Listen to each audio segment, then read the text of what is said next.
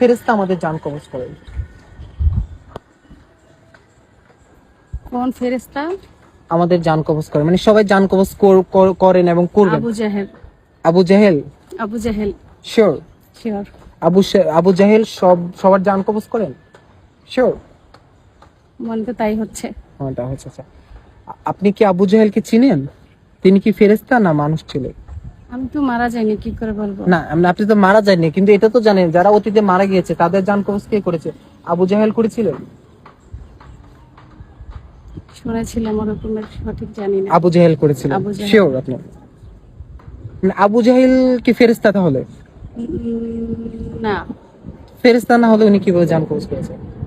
মানে আপনাকে এক্স্যাক্টলি বলতে হবে আবু জাহেল মানে কোন ফেরেশতা মানুষের জান কবজ করে, মানে সবার জান কবজ করে। হ্যাঁ, কোন ফেরেশতা সবার জান কবজ করে?